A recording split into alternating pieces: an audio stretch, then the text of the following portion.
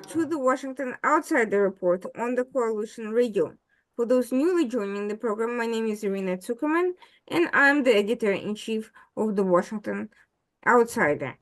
Today with us, we have a special guest, Fidel Amakye Owusu.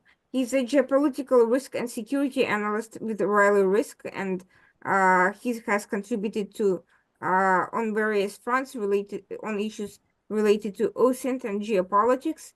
He's also a writer and a public speaker, and we're here to discuss an issue that has been returning to the headlines, which is Russia's and particularly Wagner's extensive and extending foothold throughout Africa.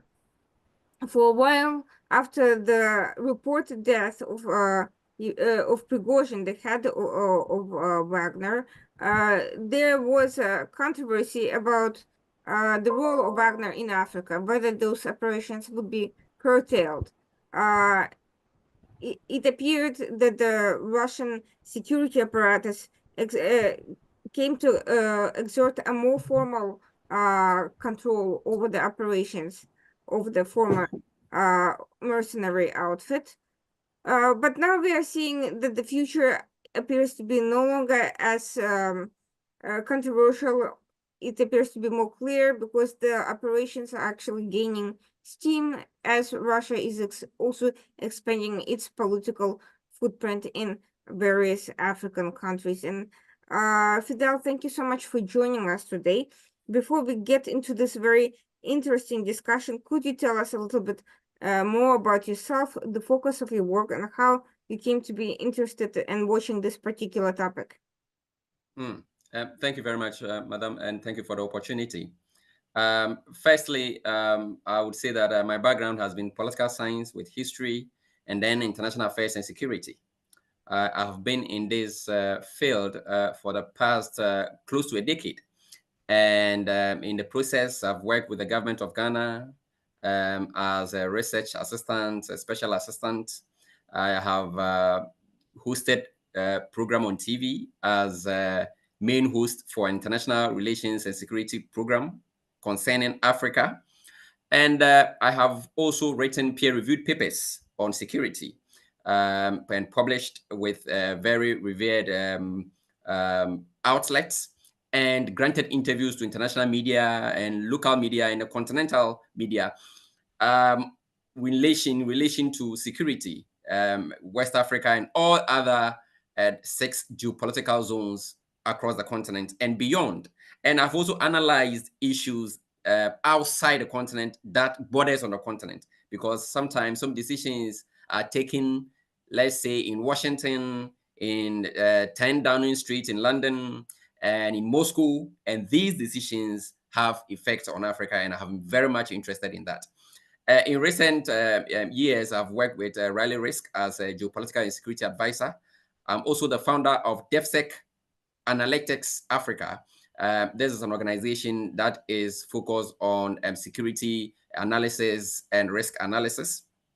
And in the process, we are training young ones to actually appreciate how complex our continent is and how we can demystify it within and for outsiders who are interested in the continent. And so basically, that's what I do. Yeah. Well, thank you so much for this fascinating background. Let's turn to the subject of our conversation. Let's look at Russia's and Wagner's role in African countries. There's been a lot of discussion of how Russia is taking political advantage of the vacuum of power from the French absence, how the US political strategy has been uneven and not particularly successful. Nevertheless, Russia, for all the loud rhetoric, is not particularly, first of all, not particularly strong economically, and second of all, it does not have a reputation of being particularly altruistic. So why is it that its operations are gaining so much ground so quickly? Thank you very much for the question. This is an issue that is very pervasive across the continent, all the geopolitical zones, And many people are divided over the issue.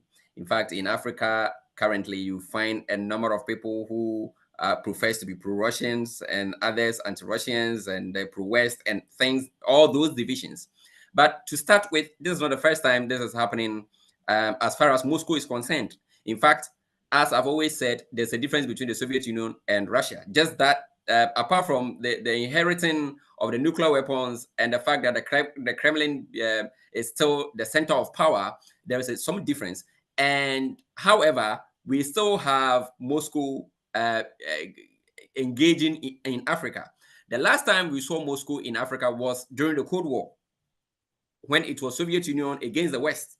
And in that, it caused a lot of problems on the continent because Western interests were backing their supporters on the continent, and the Soviet Union was doing the opposite. And in fact, it actually led to a lot of proxy wars as Africa became a turf for geopolitical rivalry and resource scrambling. And that was a problem. So what we currently call the new Cold War, Russia is engaging in influence peddling and serious propaganda. And this propaganda, I don't know, but it has been allowed to sink so well that it has taken roots, and it has psychologically affected so many people, including leaders. Sometimes you listen to leaders talking and you will know clearly that, look, there are a lot of false narratives and disinformation that they've also become victims. Some other leaders really know the truth, but will accept the Russian narrative in order to get the support base that they need, because then it is pervasive. And the youth that did not have knowledge or that and did not experience the divisions of the Cold War and its effect have fallen for this. And so, one is the influence peddling.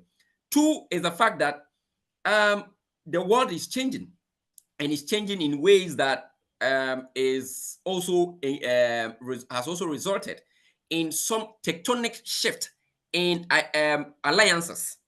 One of them being France. As you mentioned earlier, France has been on the continent for decades after independence of its colonies and has pretended that it granted some independence, but in actual fact, France exerted so much influence that came to look like um, a master that is using some kind of control system that is veiled and some kind of gray eminence behind leaders across its former colonies, and these leaders exploiting the people. So France has not been so popular on the continent, and Russia has seen this as this has been a wind in the sails of Russia, because it has used that narrative very well, and that has extended to some very honest global powers that are engaged in the continent.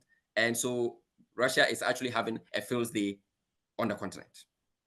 So, interestingly enough, aside from rhetoric, Russia has also tried specific means to gain support. For instance, it promised free grain to the several countries, 6 countries, that came out in its support following the French withdrawal. It was also aligned with some of their governments on counterterrorism operations and counterinsurgency operations against separatist movements internally. However, we are also seeing that the security landscape in particularly in the west of Africa, but also in the east, is fragmenting. Has Russia been actually able to contribute anything substantial to keep these conditions from deteriorating, or is it actually adding to some of the animus internally? Yeah, thank you very much for this question. This is a brilliant one. A while ago, some few minutes, like 5 minutes ago, I posted something on my LinkedIn page, and that is the news that Russia is currently moving towards DRC, Democratic Republic of Congo. The DRC government has admitted to inviting Russia in its fight against rebels in the east.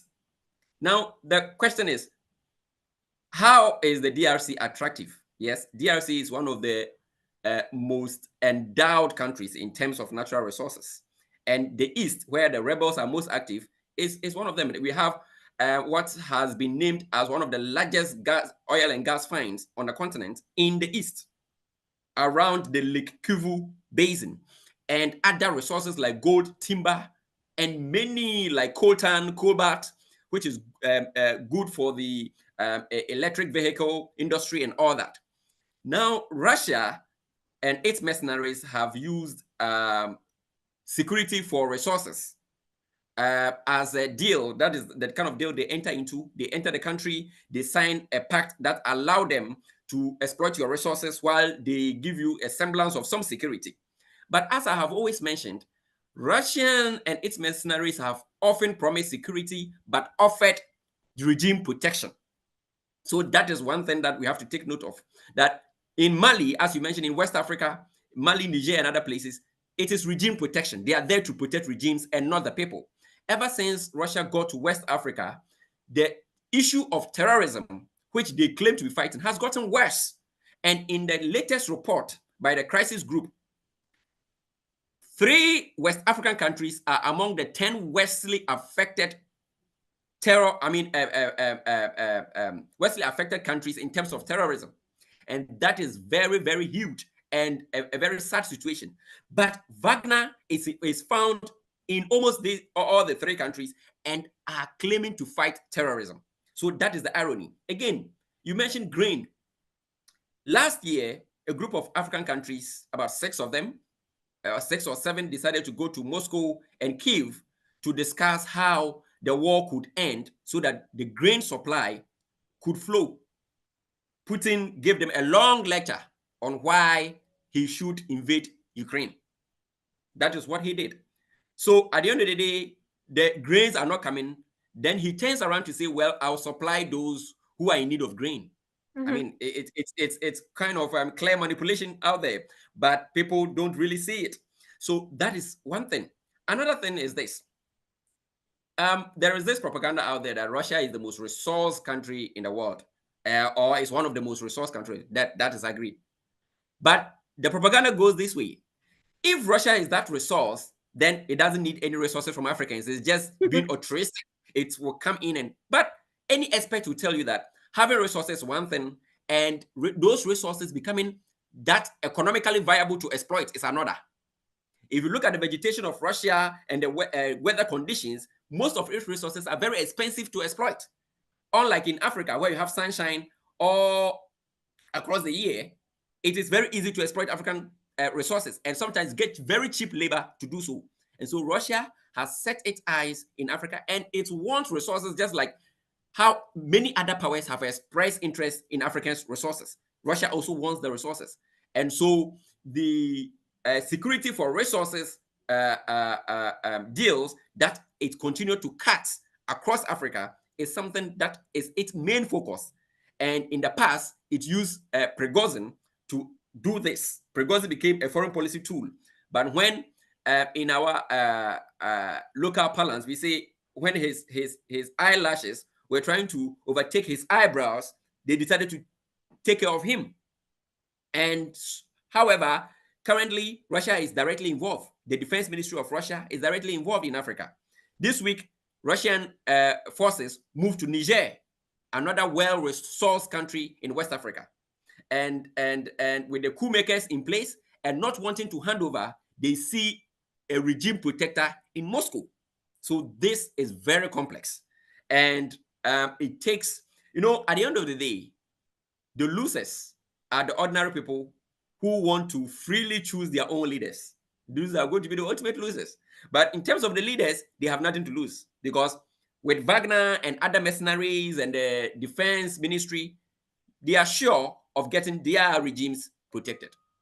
So this is very interesting because the U.S. response to, well, not only U.S. but also the response of other African countries, for that matter, to the military takeovers of some of these countries, to the juntas that sprung up, has been, at first rebuke, but then later on attempts to accommodate them. U.S.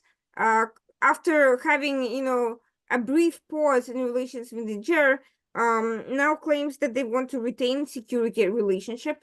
They were told to leave, but now they said that there is no formal order, and so the troops are still there. African countries at one point sanctioned or tried to sanction some of the West African countries that left the local unions, and then they moved towards integration for fear of a wider war. So what message does it send to the ordinary people, and certainly what message does it send to undemocratic regimes that are using that situation to their advantage? I must say that I'm impressed about your knowledge of the region. That's impressive. And in fact, I have mentioned that the US must be consistent with its values. Mhm. They should not be so much conscious of other factors and keep a blind eye on its values, because it happened during the Cold War and it didn't go well with Africans. That dictators were supported because of the fact that the security was put above values.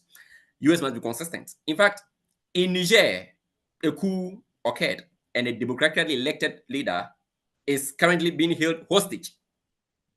Now, despite the fact that US has some security interest in Niger because it has kept a drone base there that it has used to target Al Qaeda and ISIS affiliates that are becoming increasingly dangerous, and that is commendable because then these guys are becoming a cancer in the region, and the US helping to fight them is something that Africans, something that is very helpful to Africans.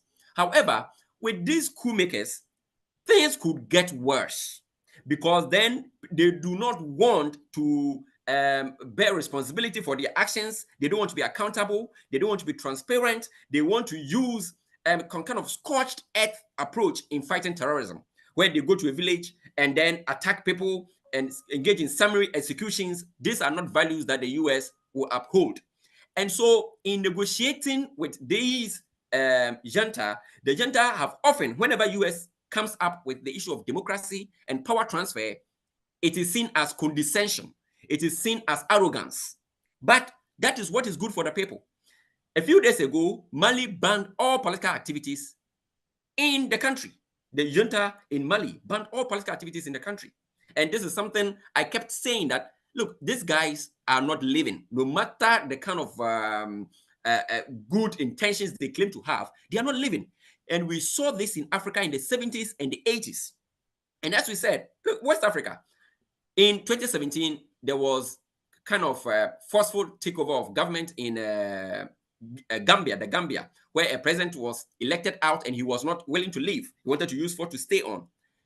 ECOWAS, or the regional leaders, declared that he should leave, and they sent forces in there, and he left. In the 80s and the 90s, ECOWAS forces sent forces to Liberia to end the civil war. So the issue of sanctions against Niger and other coup-led or junta-led countries was not new. However, there was so much pressure, and Russia also gave lifelines to these guys in order to defy the regional protocols that have been in place for over a decade, or about 2 decades. And this guy called a bluff. And in the end, the regional organization had to remove sanctions. And so what next? The guys are staying and they feel that they have been strengthened, or they have they find themselves they are playing the game to their advantage. And in the end, what is happening is that the democratic forces on the ground are at a disadvantage. People in Mali, for instance, political activities have been banned. We are going to see same in Burkina Faso and same in Niger. And these are all well-resourced countries that have invited Russia within their territories. So there's this trend that is happening. And if we do not handle it meticulously and with care, with time, it will be difficult for people to actually think of even choosing their leaders in the first place. So all of this is very disturbing because in addition to taking over individual country, and gaining access to these resources while also antagonizing and giving ammunition to terrorist organizations and separatist groups, Russia is also disrupting the local order and disrupting these cooperation organizations and ECOWAS and so forth. And essentially, they're coming in as a new colonial power and they're asserting a dominance. But that leads me to a question of tactical nature. What, you've noted, and I've read some of your notes about the fact that Wagner, as well as the Russian intelligence and Russian military forces, have been asserting in more of a direct territorial crawl since Prigozhin's removal. Since he disappeared, died in a plane crash, whatever happened to him, he's no longer there. What has been the change in the operational structure between Wagner before and now after his role is over?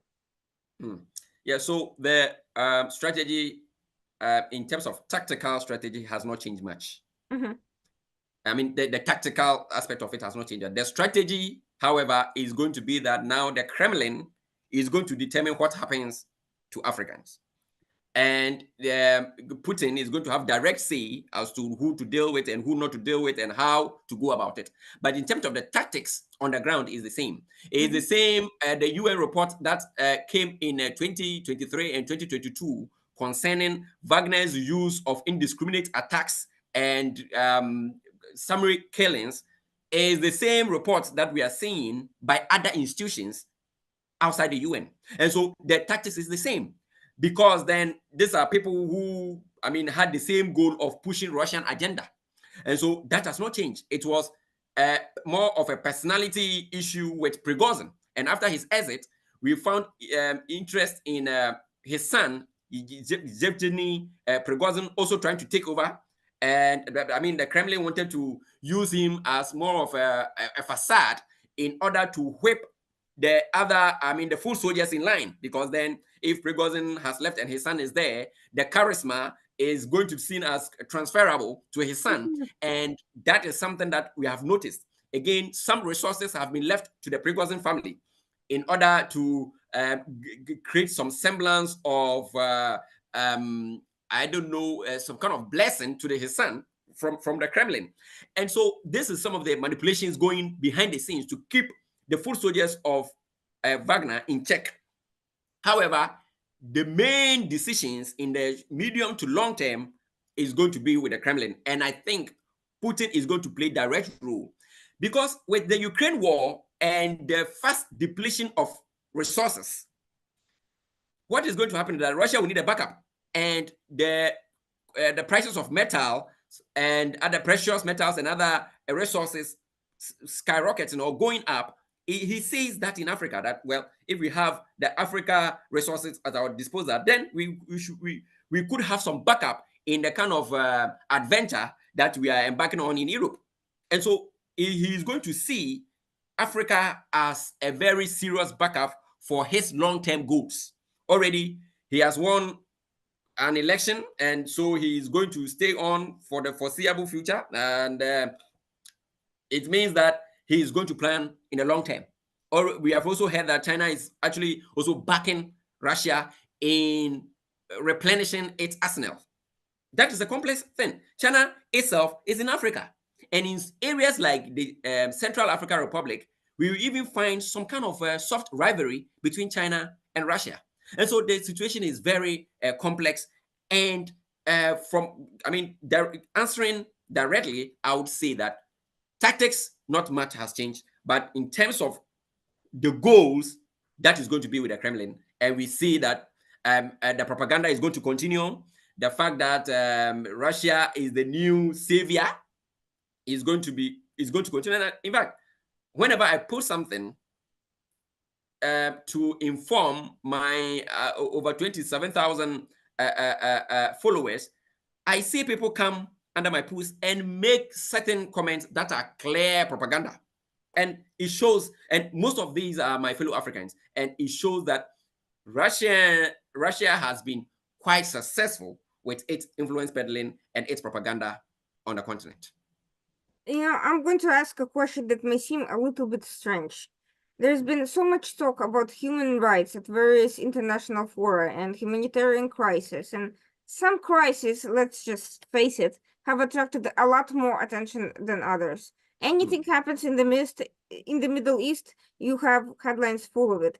Ukraine understandably is a huge security threat to Europe, but in terms of sheer numbers, comparatively speaking, it's a mid-level crisis. But you have these summary massacres by Wagner troops in various African countries, and you don't hear about anything, including from African countries, about human rights violations. You don't see these issues being raised in the General Assembly. I understand that Russia is one of the permanent members, so Security Council, may not, manage to pass a resolution, but it's not even no resolution is even being raised.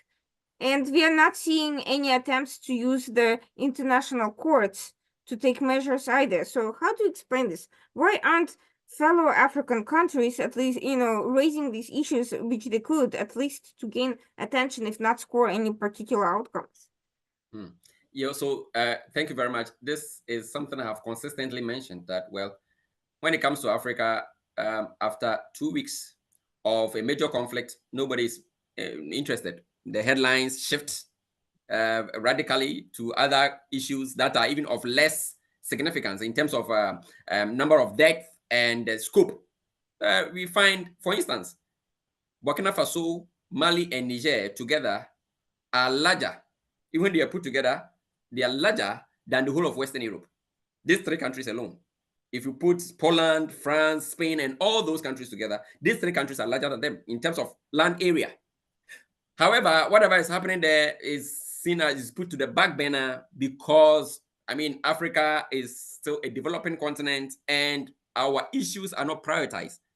And so that is a very serious thing. And when issues do not come to the limelight, often abuses, death, and the conflict is protracted.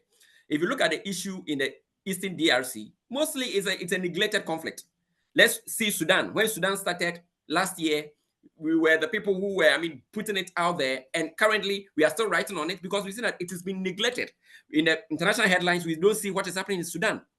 At a time when the RSF, the SAF, that is the Sudanese Armed Forces, were using a lot of air power, I warned in my own small way that particular trend is going to cause a lot of problems because with the use of air power, you are going to have a lot of collateral damage in the conflict. And over time, the rebels will gain an upper hand. And that is what is happening. But at the time when we mentioned it, some people said, well, the SAF, I saw people coming to comment, the SAF was very strong. It is formidable. It has weapons. And currently, it has turned out to be that the RSF is having an upper hand. And currently, the RSF leader is being received in many African capitals because of the successes he's gaining on the ground, which is quite unfortunate. And the country is at the brink of a major division that could last for a long time. And so I think that is very true. But in the case of Sudan, I must also admit that the US made a lot of effort. For instance, the US and Saudi Arabia, brokered deals after deals, and these deals kept collapsing because of irreconcilable differences between the two factions. So these are also things that we must take note of. In the terms of the UN, I've always mentioned that the UN in Africa is losing a lot of credibility. One is because of lack of education. Many Africans do not even understand the mandate of the United Nations. They see it as adversarial. They see it like when the UN comes in, it must side with A against B within the same country. But that is not the mandate. And this education will be very essential to Africans. In fact, if you look at Russia propaganda also affects the UN because Russia also paints the UN badly in the eyes of the Africans, that the UN is not doing anything. So in Mali, immediately Wagner stepped in the 2020-2021, what happened was that UN mandate in the country started getting limited. The government forces were telling the UN forces to limit the scope of the operations, and it kept on and on and on until the UN was finally booted out of the place, of the country. And the consequences currently is worse than we used to have. And so the situation is complex. And I would say that the UN must back its actions up, must pay more attention to the continent. This is the continent with the largest number of countries. 54 sovereign states and other territories. And so, I mean, there are more countries in Africa than in Asia, even though Asia is the bigger continent. And you need to really pay attention to these countries in order to build credibility. But most importantly, it is also the fastest growing continent in terms of population, with median age at 19.5. It's the youngest continent too. And so in the near future, Africa is going to have a lot of say. The population means huge appetite for consumable goods. It means that many countries will then, that are tanking in their economies, will have to pay attention to Africa to survive. And already we see the interest that firms, I mean, multinationals are showing in Africa. And so I think that the point you've raised is very important, that there is that kind of a whole continent that is put at the back burner, and issues here are not prioritized.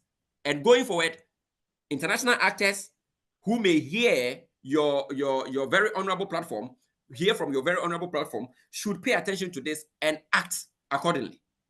But at the same time, it's very often that there is an inertia that takes over international institutions until there is an outside pressure. So the pressure must also come from the African countries themselves. Why aren't they not prioritizing their own issues, and why aren't they taking better advantage of those international institutions that they can? The ICJ could at least raise some of the war crimes related investigations. I'm not saying it will end well. I'm not saying that everyone there is unbiased. There's obviously a lot of political issues, but at the very least, in terms of raising profile, it is a platform. The ICC can be forced to go after specific individual actors that are committing war crimes, that are engaged in executions, in exploitation, in outright theft of natural resources.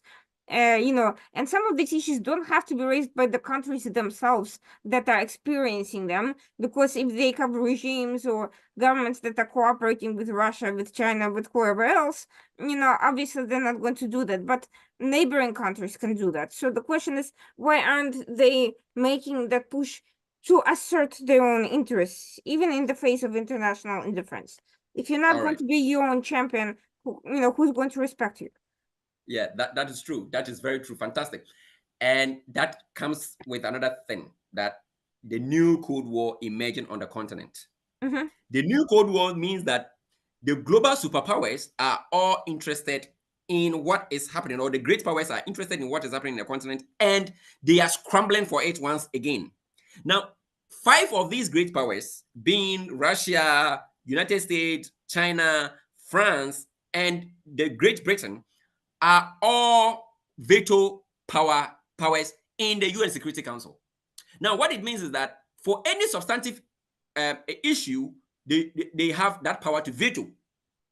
And so if Russia is in Mali and you take an issue in Mali to the Security Council, is likely to exercise its veto and quash it. So that is one thing. Another thing is that domestically, that is within the continent, there are also personality clashes. For instance, let's look at what is happening in the DRC and the personality clash between Paul Kagame of Rwanda and Felix Tshisekedi of DRC, the two presidents. Mm-hmm. They cannot see eye to eye. And so how do they come together to champion a common cause for the continent? Again, there's also what we call regional rivalry.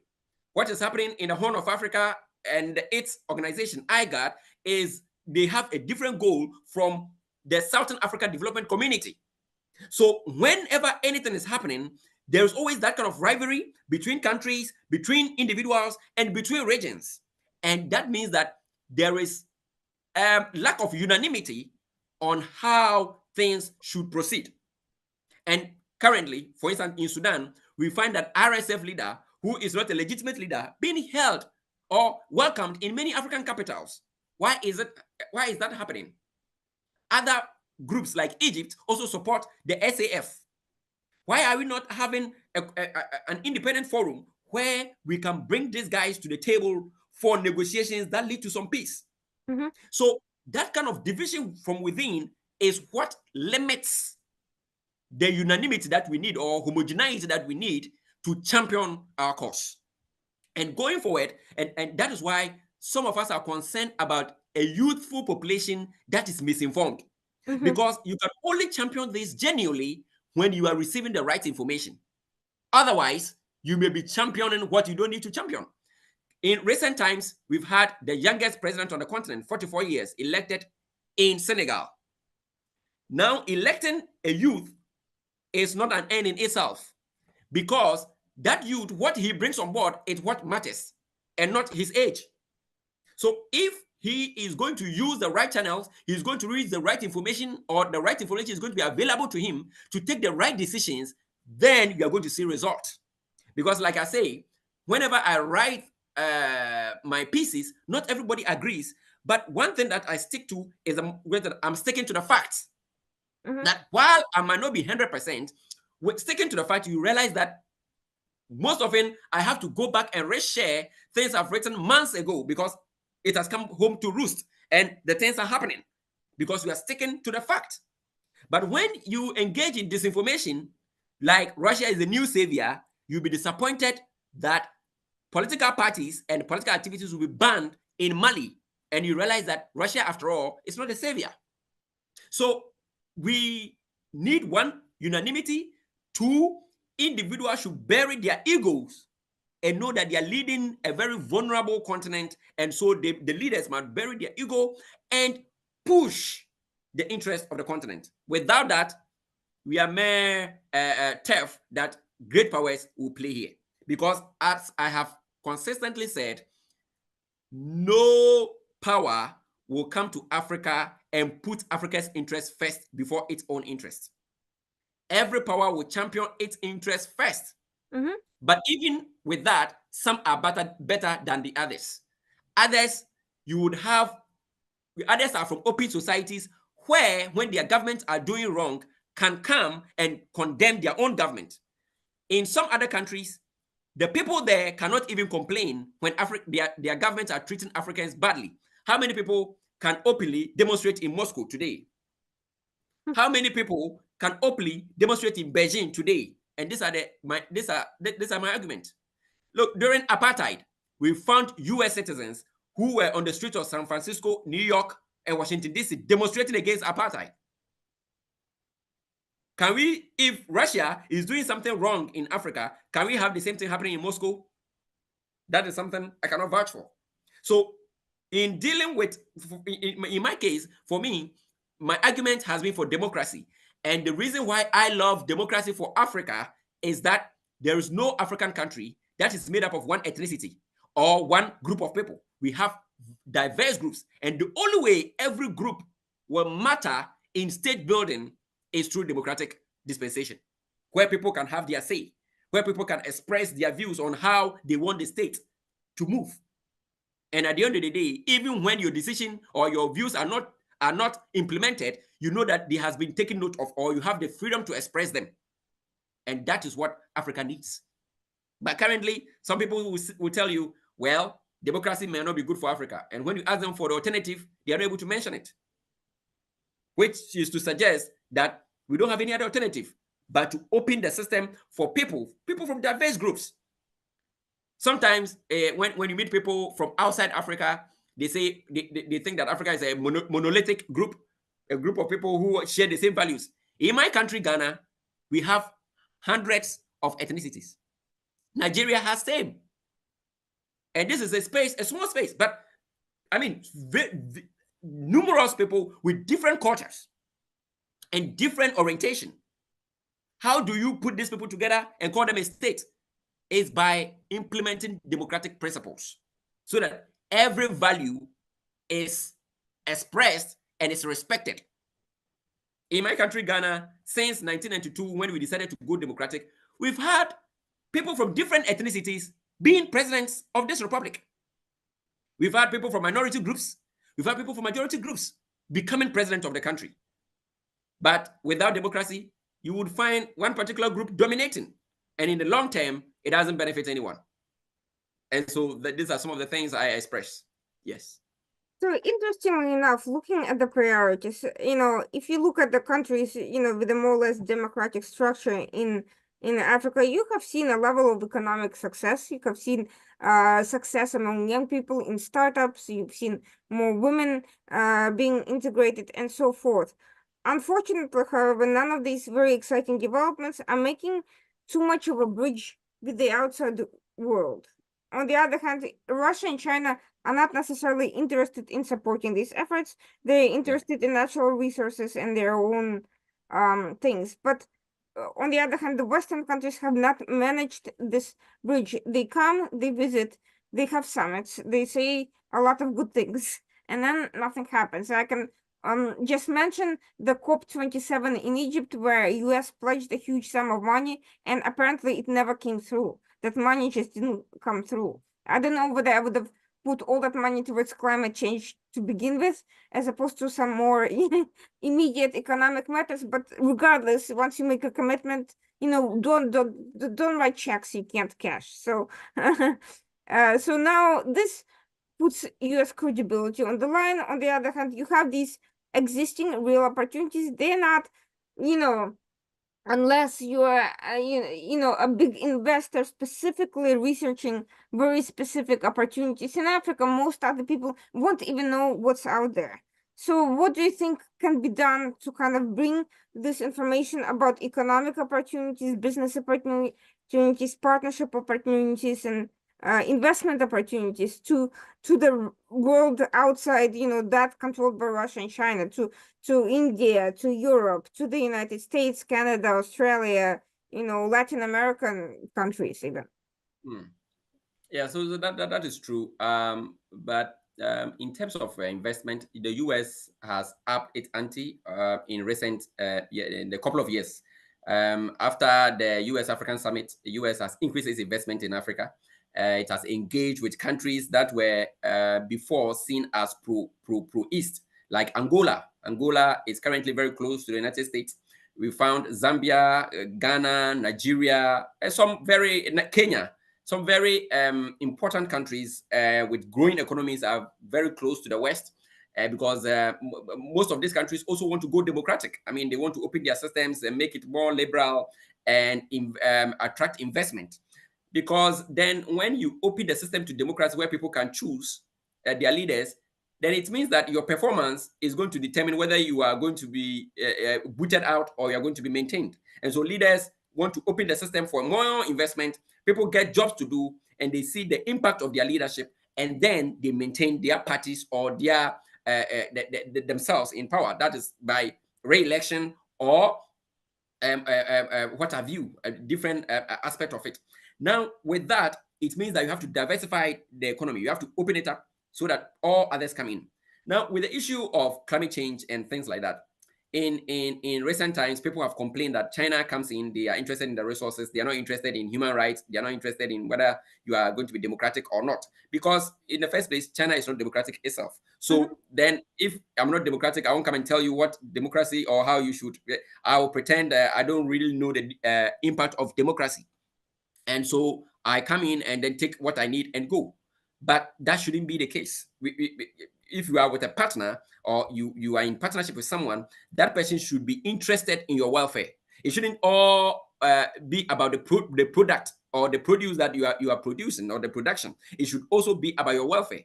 But if you have a business partner who doesn't care whether you live or survive or your well-being, then there are some question marks, and that is where these are going. In recent times, China has slowed down its investment in Africa because its bargain did not turn out to be what it had expected. It was doling out so much money, but now those monies are locked, and it's now forced to renegotiate some of the deals it had entered into or some of the loans it had doled out to some African countries, and that is making it take a second look at the kind of engagement with Africans. And so these are some of the challenges because there's no easy way out in Africa.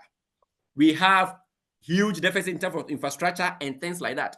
And initially, China was committed to helping bridge that gap. So many countries were also drawn to China because then domestically it was improving in its own infrastructure. And so it looked like a good example to look up to. And it was also willing to give out money. And that was also very positive in Africa, and it was accepted. But as it turned out, it looked like those monies were so poured out without some responsibility. And now there's this tag on it that it was a debt trap that China was setting for African countries in order to control them. There are different opinions. You look at it as debt trap. Some others will look at it as irresponsible borrowing. You don't just go and take money because it is available. You take money and invest it so that the money can pay for itself. So if you don't invest it wisely and you take the money and consume the money and you expect that the debt will be cancelled, that is also irresponsible on the part of African leaders who engage in that. And so it's two ways. And this is not to say that China has not, Africa has not benefited from China. It has, but in a way, it has not been regulated very well, and that money that we're taking were not invested so well, and China did not care about the end result of that, and that was a problem. And that makes China look like it was trying to take advantage of vulnerable countries that were having reckless leaders who were willing to take money and not invest in the right ventures. And so it's a two-way thing. However, going forward, I believe that for me, like I've mentioned, Russia has a right to be in Africa, just like any other country. Countries are supposed to. We believe in globalization. It means that all countries can form relationships, but the motives behind such relationship is what the recipient must analyze and see whether it inures to the benefit of the people in the long term. If you are inviting a country that doesn't care about your democratic principles, then you become questionable yourself. The one who is invited, you the host, you become questionable. So you must pay attention to all this and see where synergies will be advantageous to you and where it could be liabilities. And then you maneuver your way through and you become successful. Now, there was a good example in the 1950s in Ghana. The first Prime Minister of Ghana said that Ghana was not looking right, it was not looking left, it was looking forward. And this was at the height of the Cold War.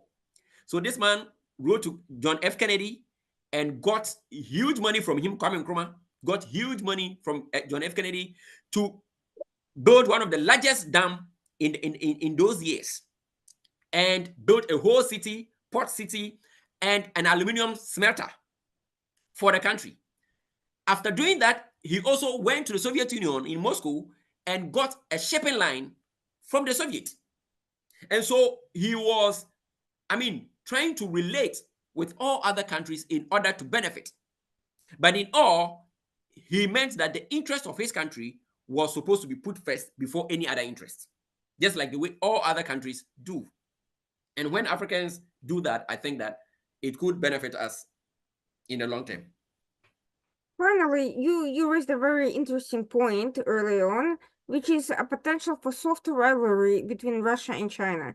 I'm interested, how do you see it? What can be exploited about it? Because both countries are not necessarily greatly beneficial to African countries, but but they have already established a presence. So the best way I see is to try to exploit these interests. So the question is, what are they and how? And third, the presence of these countries also opens the door to other things. They open the door to Iran, they open the door to various state and non-state actors and movements. They create resentment with some groups that are already causing friction. So what can be said about this broader geopolitical context, and what can Western countries do in response to them? They can't, of course, go and fight with everybody everywhere, but they can, use it to inform their own policies. First of all, China and Russia are strategic rivals. And this has a historical background. And that is much of the land. China feels that Russia took much of its land during the 19th century. And in recent analysis that I read, that was about 3 years ago, realized that most of the short-range missiles that China had was directed at Russia and vice versa, which means they saw themselves as rivalries of some sort. They could not take each other for granted as powers. So China has that rivalry with but currently they seem to have common enemies. And so with common enemies comes some cooperation. Like recently we've heard that China is supporting Russia in the replenishment of its arsenals. And that is a way to send a message that, well, I will support Russia in these times because I feel that currently we are together against the West. So that is what. But in Africa, not long ago in Central Africa, some Chinese nationals were murdered. And from investigations, it appears that Wagner knew something about that because it's like they were in the east of Central Africa. They had some interest on some common mines, and so it led to some way, sabotage among themselves that ultimately led to the death. And so you see that China wants the metals, Russia also needs them. And over time, they are naturally going to clash on some interest unless they sit down and decide to sit around the table and put Africa on the continent and perhaps divide it among themselves and create a fears of influence as it has happened before. And so that is one thing. And during the Cold War, China and the Soviet Union also had differences. So in Zimbabwe, the Chinese supported one side of the independent fighters and the Russians supported another. But ultimately, it was the Chinese side that won that Zimbabwe conflict. And so Mugabe was supported by China. And up to today, China still exerts a lot of influence in Zimbabwe.